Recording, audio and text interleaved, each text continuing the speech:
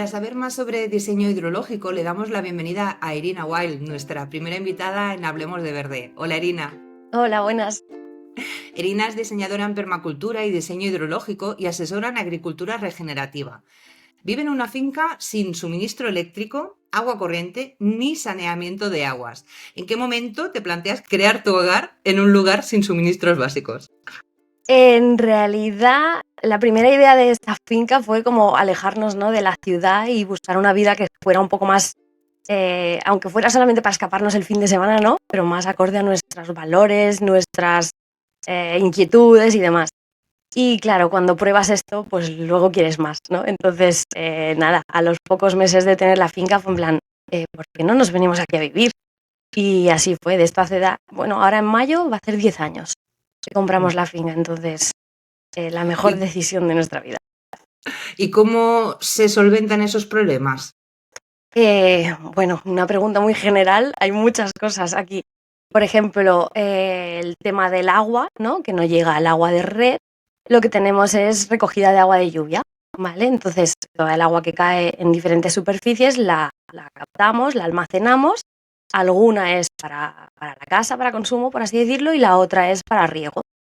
Luego el saneamiento, pues se trata de, lo típico son fosas sépticas, ¿no?, sin más, donde se acumula ahí el agua y luego llamas a la chupona para que vacíen, ¿no?, o se infiltra luego de ese proceso anaeróbico y tal. Nosotros las reutilizamos, ¿vale? Las depuramos y las volvemos a utilizar para riego, lo que nos da, pues, como si fuera casi el doble de agua, ¿no?, porque la podemos utilizar dos veces. Y luego el tema de la luz, pues básicamente con placas solares, ¿no? Pero es una instalación aislada, ¿no? Estas que se ponen de moda ahora, ¿no?, que es tener la combinación. No, aquí si no hay luz, si no hay sol, pues no hay luz, ¿sabes? No es la versión de tengo las dos y tiro, no, solamente así.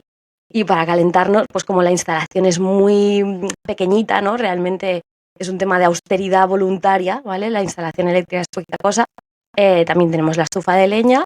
Y nada, y mucha conciencia y hacer las cosas muy, bueno, teniendo en cuenta de dónde llegan esos recursos, ¿no?, lo que cuesta y aprovechándolos al máximo. Cuando dices que te dedicas al diseño hidrológico, Sí, ¿las fincas existentes, las que ya están en funcionamiento, están mal diseñadas o tienen diseños anticuados? de hecho, las que tienen diseños anticuados suelen ser las que están mejor, ¿vale? Porque antes hacíamos las cosas con conciencia, es decir, nosotros los aljibes de esta finca ya estaban hechas, la recogida de agua de lluvia ya estaba hecha. De hecho, había un sistema para coger el agua. La finca está en pendiente y arriba en el bosque había todo un sistema hecho también para captar, ¿no?, de más arriba, que eso se ha degradado, se dejó abandonado con los años y se ha perdido. Ahora tendríamos que rehacerlo todo. Entonces, ya existía una conciencia, ¿no?, en ese sentido de aprovechar la orientación de la casa totalmente al sur, ¿no?, la exposición. Entonces, ya estaban las cosas bien diseñadas. Todo lo que es nuevo es lo que está mal diseñado, en realidad, te diría. Pues como ya sabéis, yo me he comprado también una finca rústica. Claro que no tiene una casa y no tiene un aljibe como la tuya. La mía es un lienzo en blanco. Y no tenemos, claro, sistemas de riego. Tenemos acceso a una sequía que tenemos que darnos de alta todavía a la comunidad de regantes. Pero antes de usar la sequía, porque la sequía lo que hará es inundar la finca y transformarla en un pantano, sí que tengo la idea de hacer captación de agua de lluvia para poder regar el huerto con un sistema de goteo. Cuéntanos un poco qué es lo que necesitaría para poder recoger el agua de lluvia y almacenarla de la mejor forma posible, según la Vale, experiencia que ya tienes en tu finca. vale. Bueno, básicamente lo que necesitas son superficies de captación, ¿vale?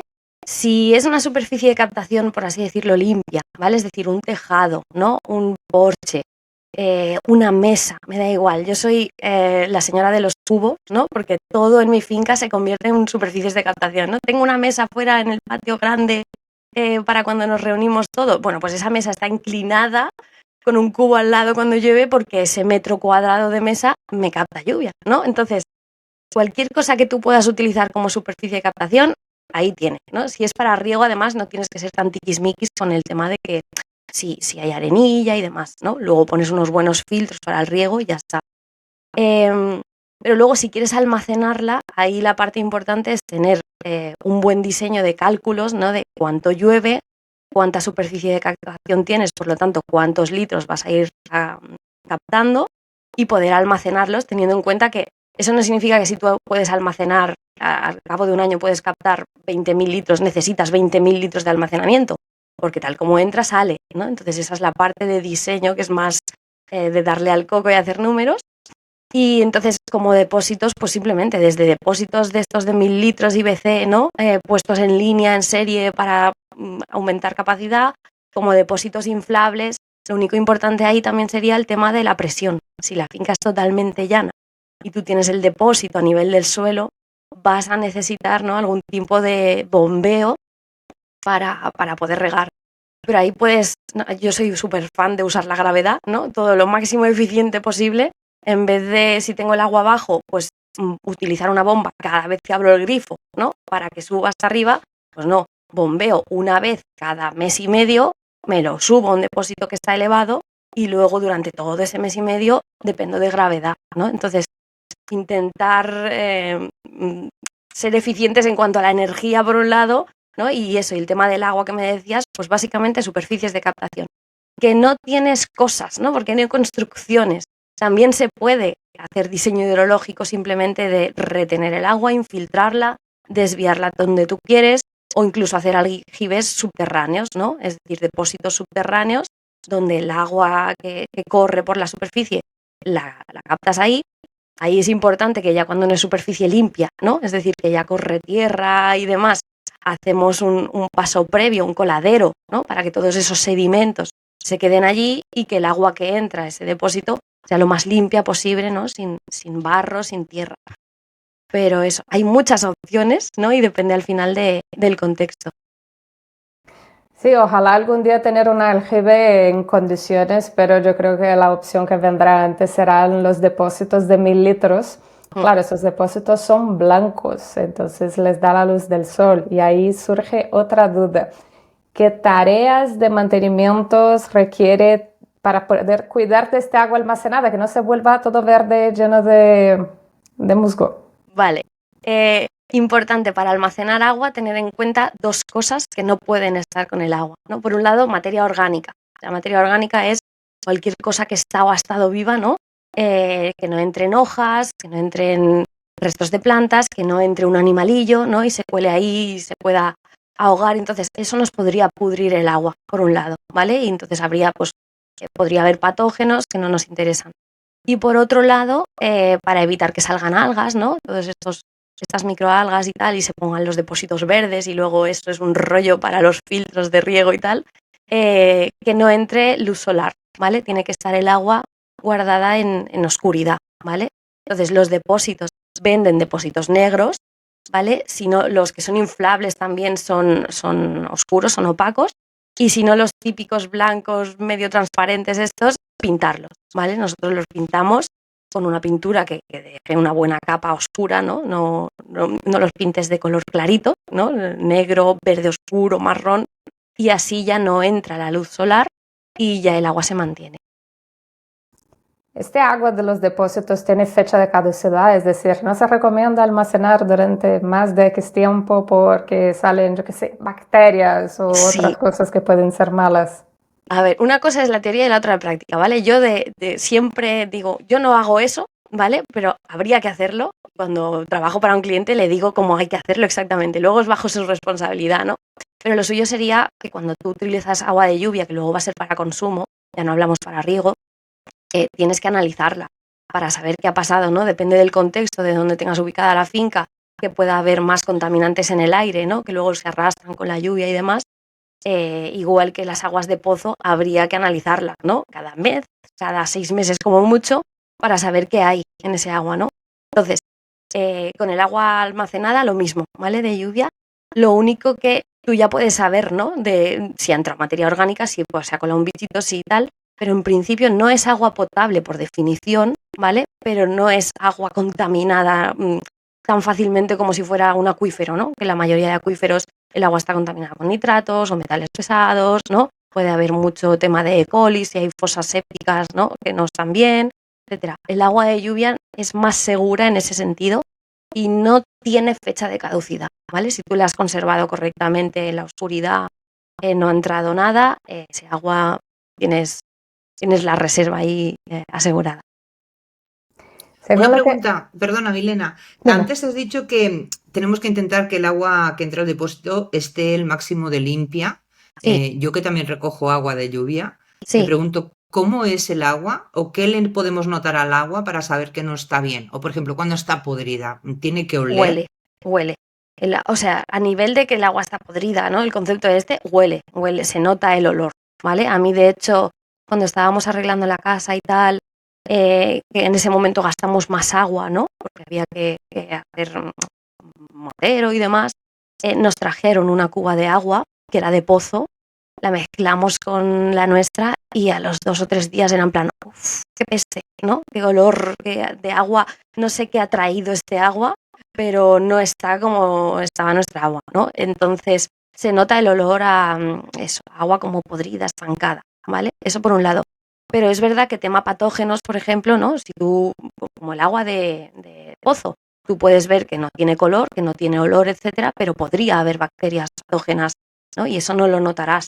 Pero eso no te tiene por qué pasar con un agua de lluvia, ¿vale? Con patógenos hablamos sobre todo de coli o de determinadas bacterias, por ejemplo, en restos, si tienes un tejado y tienes justo un árbol encima donde duermen muchísimos pájaros, ¿no? Y todos esos pájaros se te cagan en el tejado, cuando llueve sí que vas, ¿no? A limpiar esos restos de caca. Entonces, lo suyo también es hacer ahí un primer filtro, ¿no? El filtro de primeras aguas, para en ese caso que esas primeras aguas que te limpian el tejado, por así decirlo, de restos, que no nos interesa que lleguen a esa agua que vamos a almacenar, pues queden separados, ¿no? Y no lleguen al depósito. Entonces, no sé si he respondido a la pregunta. Sí, sí, lo que pasa que, claro, yo estás contando y yo ya me estoy haciendo mi película de cómo Sí, yo recojo el agua, ¿no? En este caso puede haber alguna cagada de pájaro accidental, pero vamos, que sí, no es quizá como en otros sitios porque el tejadillo es de policarbonato, en mi caso, sí. el que yo recojo. Entonces, este primer filtro, entiendo que te refieres a desechar esa agua, ¿no? No es desecharla, porque tú la puedes utilizar para regar, por ejemplo, pero es no almacenarla, ¿vale? Ahora, si es agua para regar, a mí una caca de pájaro no me preocupa porque al fin y al cabo será un abono y en la proporción está la cosa, ¿no? Es decir, si tienes, lo que te decía, un árbol donde nidifican los estorninos, que hay 200 estorninos en un árbol justo encima, no es lo mismo que me digan, no, es que hay una caquita de pajarito de vez en cuando porque tal, ¿no? Entonces, ahí tienes el volumen de lo que es importante, ¿no? Y un problema y lo que no, por un lado.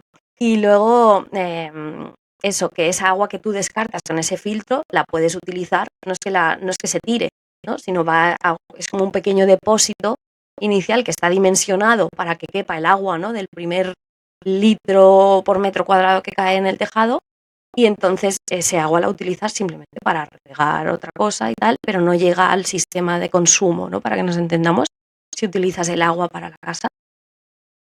Claro, en mi caso es siempre para regar. Me pregunto si alguna de estas bacterias de las que hablabas, si estuvieran presentes en el agua, Sí, pueden ser nocivas para mis plantas o pueden, no cuando me, yo me coma la planta, transmitirme algo a mí.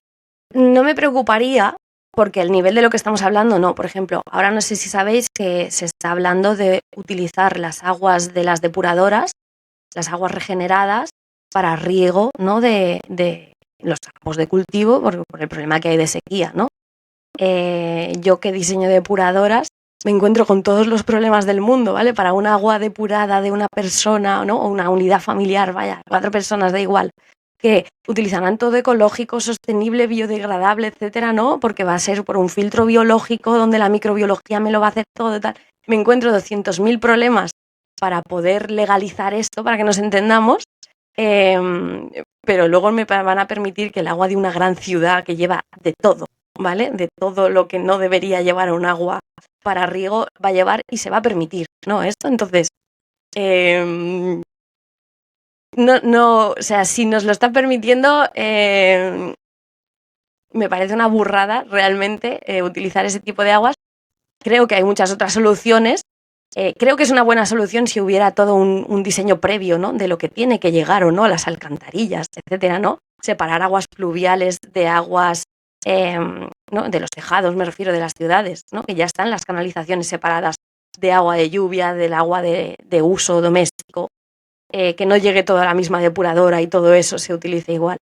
Entonces, en realidad, respondiendo a tu pregunta, no me preocupa, ¿vale? Eso que me dices que te puede llegar a las plantitas, pero sí que es verdad que las aguas regeneradas, en general, y aguas que puedan estar contaminadas, no se permiten utilizarlas en superficie, ¿vale? En superficie que tú puedas tocarlas, que la planta, la parte, el fruto, etcétera, pueda tocar ese agua, sino que tienen que ser riegos subterráneos. Es decir, que el agua llegue directamente a la tierra para que nos entendamos y a las raíces. No que tú puedas regar por dispersión, ¿no? O con una regadora y mojarlo todo, etcétera. Eso a nivel legal, pero teniendo en cuenta, pues lo que te digo, que el nivel legal está un poco hecho a regular. Tengo entendido que tú ahí en tu finca, claro, como vivís ahí, también aprovecháis las aguas grises que Sí. sacáis de la casa. Yo en la finca quiero poner una caseta porque me permiten poner 40 metros, pero claro, no voy a vivir ahí. Entonces el volumen de aguas grises que voy a generar ahí seguramente sea inferior al que generáis en vuestra casa. Pero sí que tengo pensado aprovechar estas aguas grises de alguna forma y lo que me han dicho es que se puede utilizar para árboles, pero no para huerto. ¿Es cierto? Es por recomendación. Por un lado, volvemos al tema legal, ¿no? Es lo que te van a permitir normalmente. Las aguas regeneradas son para cultivos leñosos, es decir, con leñosos me refiero tanto a un árbol como a un arbusto, ¿no? ¿Vale? Es decir, aquello que lignifica, hace madera. Pero luego está por un tema de seguridad, es decir, aunque lo que utilizamos sea biodegradable, etcétera, si tú vas a utilizar, si lo vas a hacer para regar un cultivo de hoja, que tiene un desarrollo muy rápido, ¿no? Pues, yo sé, una lechuga, ¿vale? Lo que te estás comiendo básicamente es ese agua regenerada con las que estás regando, por seguridad. Y ya que cultivamos alimentos, queremos que sean ecológicos, ¿no? Que sean mucho más sanos y mucho más nutritivos, no se utiliza para eso, ¿vale? No significa ni que te tengas que intoxicar, ni que te vaya a pasar nada malo, pero por seguridad se suele tirar más a otro tipo de cultivos y por normativa también. Entonces, yo en general no recomiendo regar huertos cuando hago un diseño, a llevar esas aguas a huertos y a frutales, a todas las plantas asociadas a esos frutales, ¿no? A ese gremio de plantas que le pones alrededor, que puedes aprovechar, o plantas, utilizarlo para poner plantas útiles, ¿no? A nivel de biodiversidad, a nivel de polinizadores, etcétera, pero ya no hierbas para consumo de ese. Y aprovechando el tema, cuéntanos un poco cómo tienes montado el sistema para aprovechar las aguas grises de tu casa y qué son las aguas grises, por si hay alguien aquí que nos estás escuchando y que no sabe qué es. Sí, las aguas las separamos por colores, ¿no? Ahora hablamos de aguas negras, grises, amarillas incluso. Las negras básicamente son las que incluyen caca, ¿vale? Las que incluyen el agua del váter.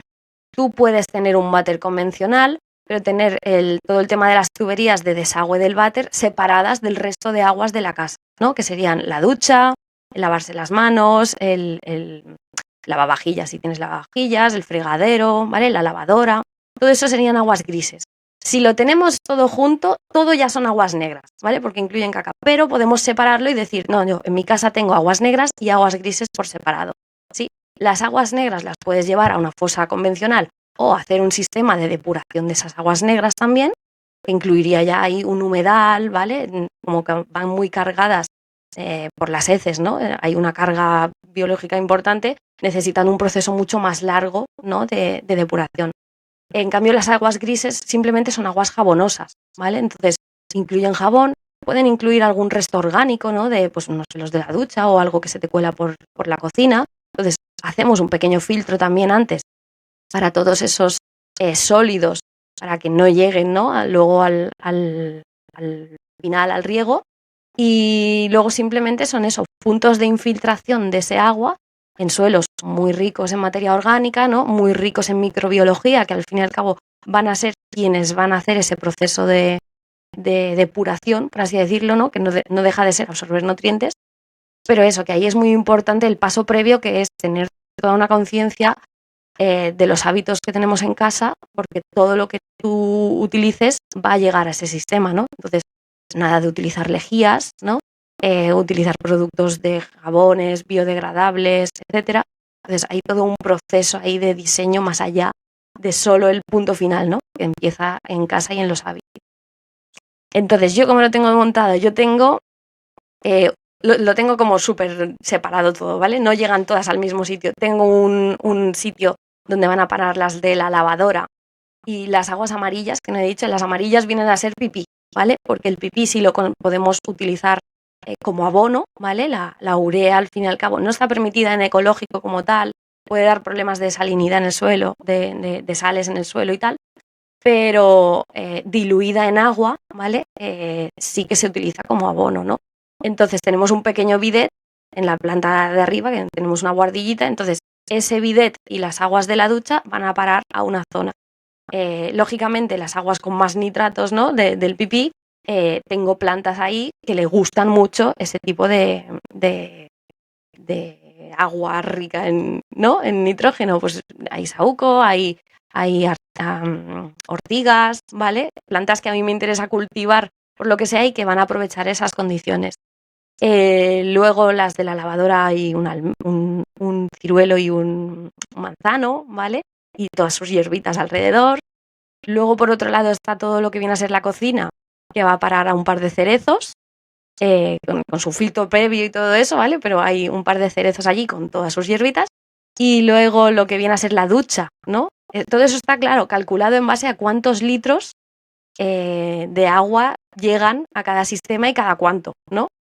Y entonces las de la ducha, que como que es más agua de golpe, esas llegan a un naranjo y frambuesas. Entonces está como todo repartido por la finca, pues por un tema también de comodidad, de no andar haciendo tuberías, ¿no? De conectarlo todo a un punto, es como que si lo puedo repartir, es mejor. Entonces así. ¿Has notado mucho cambio desde que vivías en una ciudad y usabas productos convencionales con un desagüe de ciudad a Sí. pasar al campo, que has tenido que cambiar los productos que usas en casa, me imagino?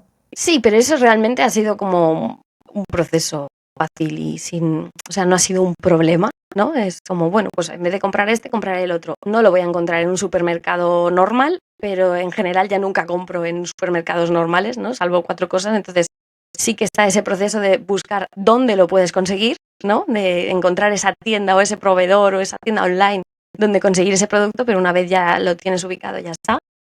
El cambio más grande y que a mí me cuesta más es cuando voy a sitios normales, ¿no? En el sentido de que yo voy a un baño público y tiro de la cadena y veo cómo se van tropecientos litros, ¿no? Porque nosotros instalamos el baño seco y es como, no, por favor, ¿no? O no sé, en contextos normales es como, este agua de esta manera está llegando allí, se está tirando, ¿no? Y yo la podría estar aprovechando para tal. Entonces ahí soy muy consciente de cada gota de agua y me cuesta un montón gestionar eso a nivel de qué mal lo estamos haciendo, ¿no? Y no puedo hacer nada por cambiarlo. Entonces, ese es el resto. Eso al final es lo mismo que nos está pasando a los que en la zona, por ejemplo, de Barcelona, estamos con la emergencia por sequía y hemos pasado no solo de recoger el agua del cubo, aquella que sale en la ducha, Sí. recogerla en un cubo antes de que se caliente, sino a pensar, pues eso, no sé, yo que cocino, ¿no? Me lavo las manos, me corto un ajo, me enjuago un poquito, pues ya tengo allí una cubeta para recoger ese poquito de agua. Sí. Y antes has dicho que buscáramos jabones y cosas y productos biodegradables. Sí. Si, por ejemplo, el jabón con el que yo me lavo las manos es biodegradable, ¿esa agua la puedo utilizar inmediatamente o ese mismo día, pongamos, para regar las plantas de mi balcón? Porque Sí, vamos un no, poco a este porque, límite ahora. claro, llega el punto importante también es la microbiología que hay en esa tierra donde tú estás teniendo tus plantas, ¿vale? Es decir, a la planta le llega lo que la microbiología gestiona, ¿no? Entonces, si tú tienes un suelo totalmente muerto, donde no hay ninguna microbiología que va a poder gestionar ese agua que viene más o menos contaminada, ¿no? Ahí está el problema, ¿sí? Entonces, los procesos de fitodepuración, ¿no? De depuración con plantas, no es la planta en sí la que hace esto, ¿no? Porque ahí incluso puedes tener un sistema de depuración donde no hay plantas, solamente tienes las gravas, porque hay todo ese biofilm, ¿no? Toda esa microbiología que está alrededor del lecho de gravas, de todas esas piedras, que son las que hacen ese proceso, ¿no? De consumir esos nutrientes. Entonces, lo importante ahí es que tu suelo, aunque sea una maceta, esté vivo, ¿vale? Es más difícil mantener eso en un contexto más artificial, ¿no? Porque no tienes todo lo que la naturaleza tiene de forma natural en el suelo y es más difícil que te llegue, pero bueno, tú puedes, ¿no?, hacer esos inputs para traer microbiología a tu espacio más artificial, urbano, y que entonces eso no te suponga un problema. Sí. Sí, porque al fin y al cabo estamos cultivando un sustrato y el tema de la microbiología y la vida del suelo es algo que muchas veces tenemos, iba a decir olvidado, pero realmente lo que creo que es que lo ignoramos, ¿no? Hasta qué punto, pues debajo de la tierra pasan cosas, ¿no? Y no es solo un lugar en el que se sujetan las raíces de las plantas Es la y se base, alimentan, ¿no? realmente. Así que es temazo importante ese. Bueno, te apuntamos para otro día, pues, ¿eh? Ya te pasaré contactos de gente que te puede explicar esto mucho mejor que yo. Entonces, ¿qué técnicas nos aconsejarías para intentar minimizar el consumo de agua en el huerto? El primero es ser conscientes de cuánto gastamos, ¿vale? Porque si tú no sabes cuánto estás gastando, no sabes la barbaridad o no que estás consumiendo, ¿no? Me ha pasado, tengo un amigo en Madrid que cuando le llegó, mira, si está viendo esto dirá, calla, cuando le llegó, instaló todo el riego por goteo, ¿no? Y luego le empezaron a llegar las primeras facturas y fue en plan, ¿cuántos litros he gastado? ¿No? Y es como, claro, has calculado cada gotero durante cuánto tiempo lo tienes abierto, multiplicado por todos los goteros que tienes, ¿no? ¿Cuántos litros salen a la hora? ¿Has calculado cuántísima agua es eso? ¿No? Entonces, ser conscientes que el concepto a veces de, no, es que he instalado un riego por goteo, eso gasta poco, ya, poco. Si tienes 300 metros de líneas de goteo con el gotero cada 20 centímetros, ¿no? Y te están saliendo 8 litros a la hora y lo abres media hora, ¿tú sabes la de litros que has gastado ahí, no? Entonces, el primer paso para ser consciente, o sea, para poder reducir tu consumo, ¿no?, y hacerlo de una forma sostenible es saber cuánto estás consumiendo ahora mismo. Sea en el huerto, sea en casa, sea en lo que sea, ¿vale? Tienes el punto de partida y a partir de ahí puedes ver qué estrategias, qué técnicas utilizar para reducirlo, ¿no? Lógicamente, un suelo vivo lleno de materia orgánica te va a ayudar muchísimo a reducir el consumo de agua, ¿vale? Utilizar abonos orgánicos, no sintéticos, ¿no? No a base de NPKs, te va a ayudar a reducir el consumo de agua, ¿vale? Porque las plantas que abonas de forma sintética consumen más agua que las que lo haces de forma orgánica, ¿vale? Eso, si tenemos mucha materia orgánica, tenemos una esponja ahí que retiene ese agua, ¿no? Ni se evaporará ni lixiviará, sino la mantenemos ahí. Conocer tu suelo, para eso también es básico, ¿no? Si tienes un suelo muy arenoso, sabes que tienes que regar de forma menos, ¿no? Para más seguido, porque si no el agua te lixiviará y se te irá enseguida, ¿no? Y encima estarás lavando nutrientes, entonces no, me interesa hacer riegos más pequeños porque mi agua enseguida llega a profundidad. En cambio, si es un suelo muy arcilloso, pues tener en cuenta hacerlo de otra manera, ¿no? Siempre con materia orgánica, pero sabiendo cómo regular ese riego. Hay unos medidores de humedad, que es súper baratito esto, que es un pinchito, ¿no? Que lo pones ahí y para mí ha sido el súper gran descubrimiento, es la cosa más tonta del mundo, pero tú ves el suelo que está en superficie seco, pinchas y dices, vale, hay humedad debajo, no necesito regar, ¿no? Entonces, con algo tan simple que, yo qué sé, valdrá menos de 10 euros seguro, ¿no? Entonces puedes saber realmente si hace falta regar o no. Y también eso, cuando estás regando de tu forma habitual, abre un huequito en el suelo debajo de ese gotero o después de haber regado con la manguera, etcétera, y fíjate dónde ha llegado el agua, porque a lo mejor estás sobreregando o infrarregando, ¿no? Porque dices, no, es que estoy regando un montón, tal. Si son árboles, por ejemplo, necesitas que el agua llegue abajo, no a profundidad, porque nos interesa que las raíces, los árboles las hagan para abajo, ¿no? Y busquen humedad en la parte inferior del suelo. Y estás haciendo riegos y el agua se queda en los 10 primeros centímetros, en cierto modo estás tirando ese agua, ¿no? Porque no le está llegando bien al árbol, estás haciendo lo que haga raíces superficiales, que entonces cuando hay una buena lluvia no va a aprovechar, ¿no?, ese agua en nuestro contexto, que llueve poco. Cuando llueve puede llover torrencial, pero luego no va a llover prácticamente, ¿no? Que son lluvias de menos de 10 litros, así que no es ni un riego eso. Nos interesa echar raíces para abajo, ¿no? Pues ¿te has parado a observar cuando riegas dónde llega el agua, ¿no? Si se ha quedado en 5 centímetros o ha llegado a 10 o lo tienes a 20. Entonces, toda esa información, todas esas observaciones y análisis nos van a hacer que luego podamos aplicar técnicas, pues como si necesitas o no acolchar, ¿no? Para evitar, pues eso, la evaporación del agua. Si el sistema de riego que estás utilizando a lo mejor no te es eficiente, ¿no? O espaciar más los goteros, porque tú tienes un suelo más arcilloso y cada 20 centímetros no te hace falta un gotero, sino que con un gotero cada 40 ya te valdría porque te hace mancha, ¿no? En cambio, si es arenoso, pues sabes que te va a bajar la gotita para abajo y al de al lado no va a llegar el agua, ¿no? Entonces, no sé, ahora mismo se me ocurre eso, puede que se me ocurran más, pero yo empezaría, para mí lo más importante siempre es eso. Eso es la rama permacultural, ¿no? Que me sale, que es observar primero y analizar antes de decidir qué cambios implementar. La observación, ¿no? Que es Sí, básica, ¿no? sí, Para todo. pero ¿Qué no lo cultivos? hacemos, No lo hacemos, no lo exacto, hacemos. exacto. No lo Entonces es hacemos. como, es lo primero, empecemos por ahí. Ujú. ¿Qué cultivos, ahora que vamos de cara al verano, qué cultivos son los más exigentes en agua y cuáles los que menos? Lo digo porque este año muchos vamos a tener como que ahí sacrificar un poco Sí, algunas plantas que nos gustaría tener. a ver, yo te diría que también, o sea, yo no me considero una experta en huerta, porque es como lo que, para mí, yo hago huerta por capricho y hago huerta de cosas que no encuentro en el mercado, en cierto modo, ¿no? Es decir, para poner patata Kennebec normal, ¿no? Patata de Prades, que la tengo aquí al lado, pues no la cultivo. Voy a cultivar patata morada de no sé qué, no sé cuántos, ¿no? Porque me mola más. Entonces procuro cultivar cosas más que me cuesta más encontrarlas, ¿no? A productores de la zona y variedades así de capricho.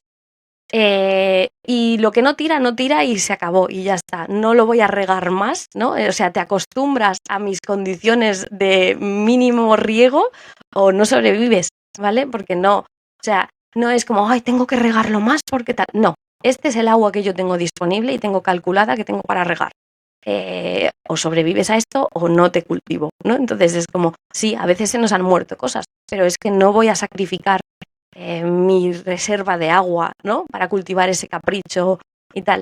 Y yo te diría que a mí lo que más me gusta es tirar de árboles, ¿vale? Es decir, yo vengo de la parte también de sistemas agroforestales, prefiero utilizar el agua para cultivar árboles y bajo esos árboles aprovechar y cultivar verduras, para que nos entendamos, ¿no?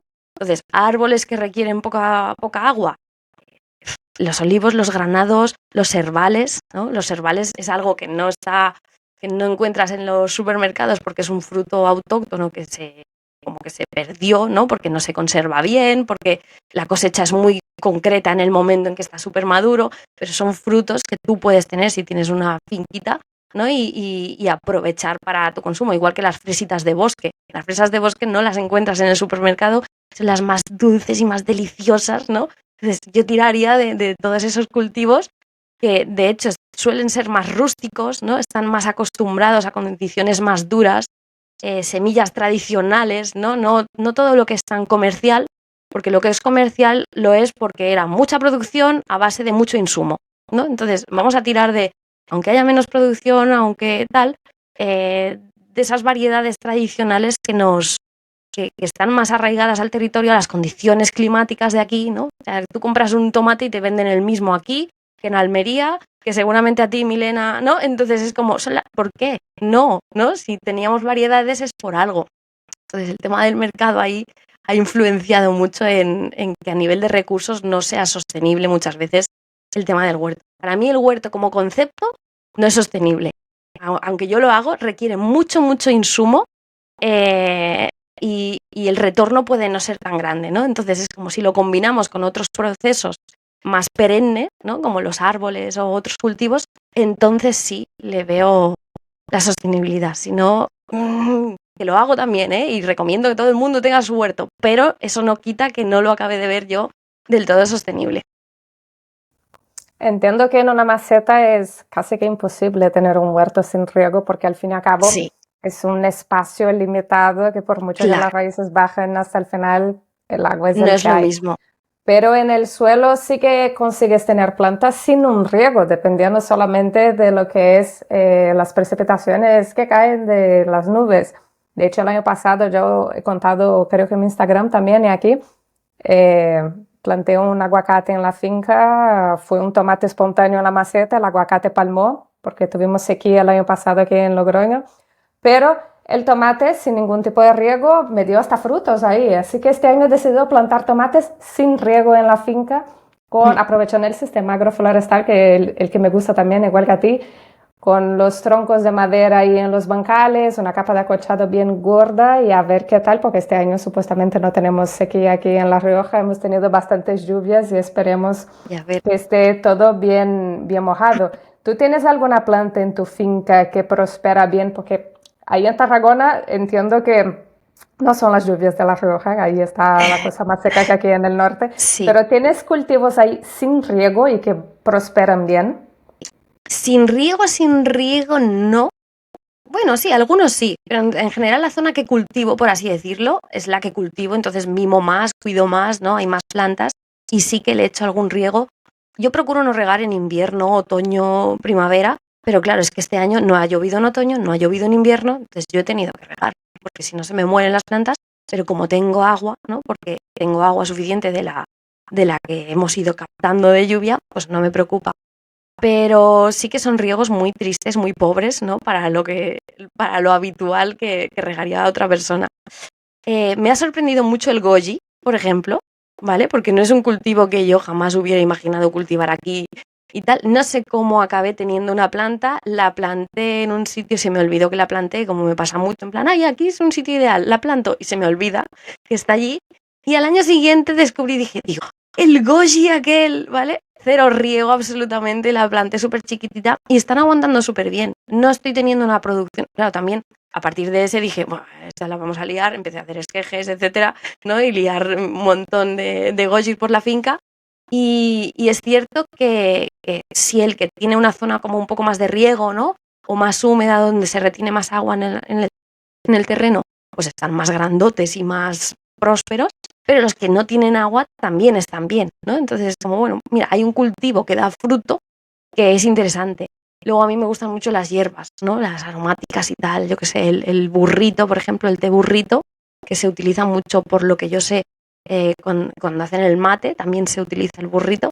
A mí me gusta mucho para las infusiones, aguanta súper bien la sequía.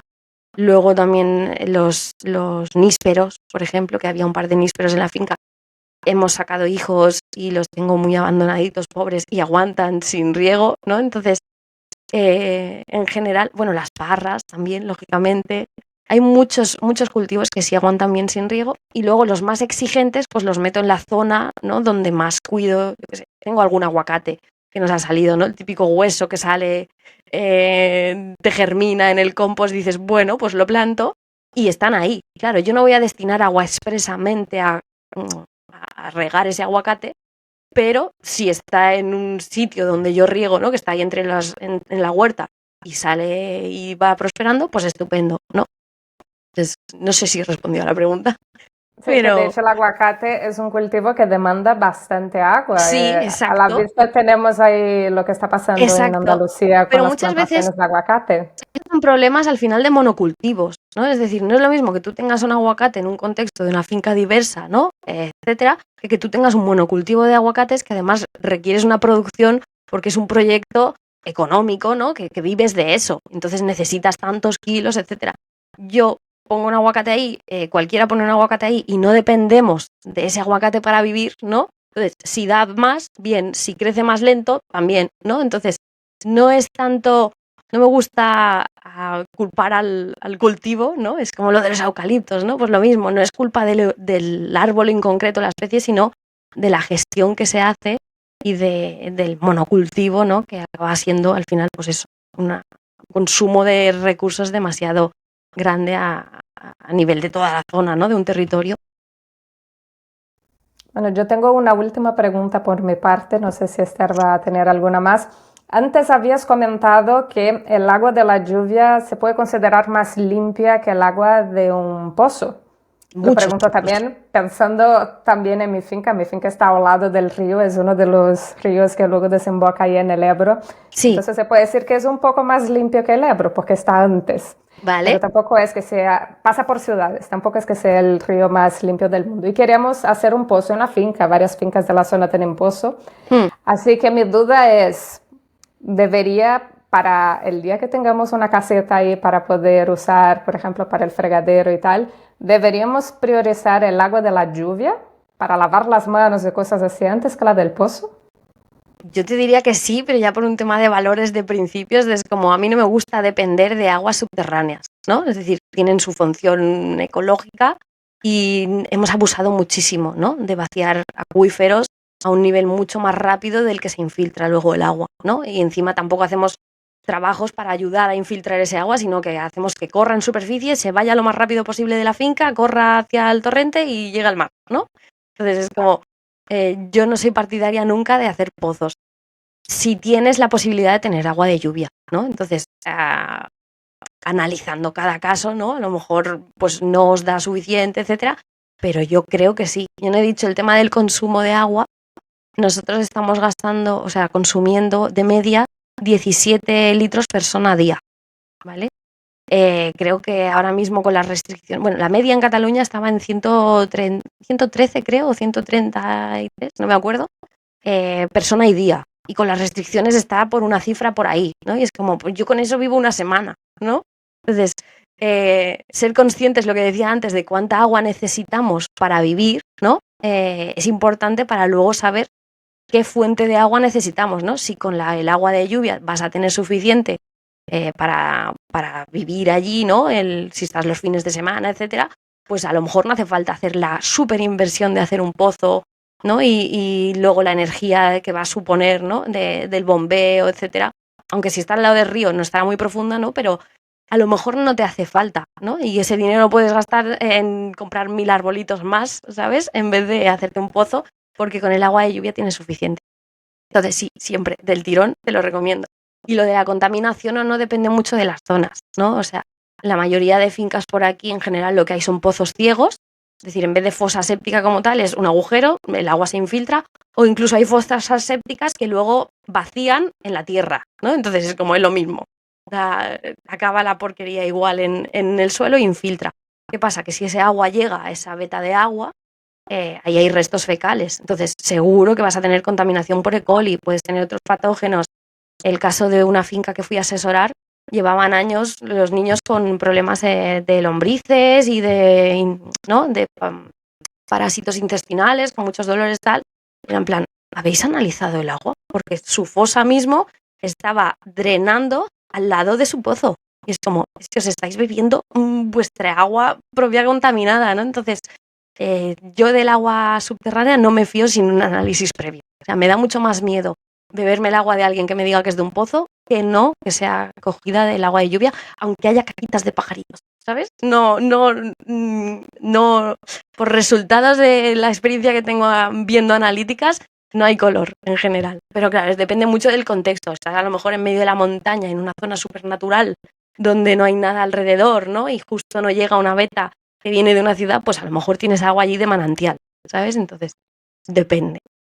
No, estoy a 8 kilómetros de Logroño, así Entonces, que no sé decirte.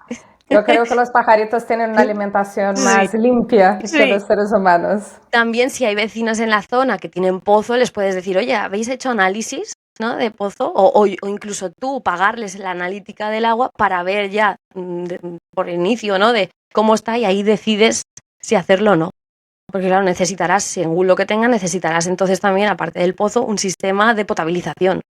Y de potabilización no son baratos, ¿no? No es lo mismo unos filtros que potabilizarla, ¿no? Si hay patógenos, etcétera. Entonces es un poco todo un despropósito al final uno tras otro y no te sale. Sí, sin duda me has dado mucho que pensar aquí. ¿Hay algo que creas que sea importante destacar y que no te hayamos preguntado desde nuestra propia ignorancia, quizá del tema? Bueno, no, pero lo he dicho así como por encima. Hemos hablado mucho de captar y almacenar el agua. Esto es más para contextos rurales, ¿vale? No para el que tiene una terraza y tal, pero sí que es importante también retener e infiltrar el agua en la finca, ¿vale? Es decir, no dejar que el agua corra, que te erosione esa capa fértil del suelo, ¿no? De arriba, de que la mayoría de problemas que yo tengo en fincas con el agua es el agua que viene del vecino, ¿vale? Es decir, no es el agua que se genera en su propia finca, sino que viene corriendo un río cada vez que llueve torrencialmente desde 3 fincas más arriba, porque en general en las fincas lo que hacen es como, no, el agua afuera. No, el agua afuera no, el agua que se quede dentro, ¿no? Y vamos a empezar a retenerla y a frenarla desde el principio, a infiltrarla en el suelo y luego pues que luego tenemos 4 meses en los que no cae una gota, no pasa nada, porque yo tengo en el suelo una esponja que ha estado absorbiendo con esa materia orgánica y ese agua que yo he infiltrado, tengo agua de sobra para pasar esos 4 meses y mis cultivos no se van a resentir, ¿no? Pero si lo que hago es que cada vez que llueve, ¿no? Yo echo el agua que corra lo más fuera posible, ¿no? Etcétera, entonces yo no tengo esa humedad en el suelo. Y eso me parece súper importante. Quien tenga una finca que se quede toda la gota de agua que caiga en su finca, que se quede en la finca, ¿sabes? Y si la pueden canalizar, la pueden infiltrar en zonas estratégicas, etcétera, ¿no? De decir, bueno, en esa zona me interesa más porque tengo tantos cultivos. Va, pues venga, ahí el agua. Eso me parece súper importante. Pues Erina, Laura, muchas gracias por acompañarnos y compartirnos tu experiencia, que seguro que no solo nos ha servido a Milena y a mí, sino a los que nos pueden estar siguiendo. Y a los oyentes, gracias por acompañarnos en este episodio. Esperamos que te haya gustado la entrevista. Puedes sugerirnos a más personas a quien entrevistar, más temáticas, enviándonos tus comentarios a través de Spotify, de Instagram y seguirnos en hablemosdeverde.com. Allí podrás acceder a más de 10 horas de contenido exclusivo sobre plantas. Hasta el próximo. Gracias. Adiós.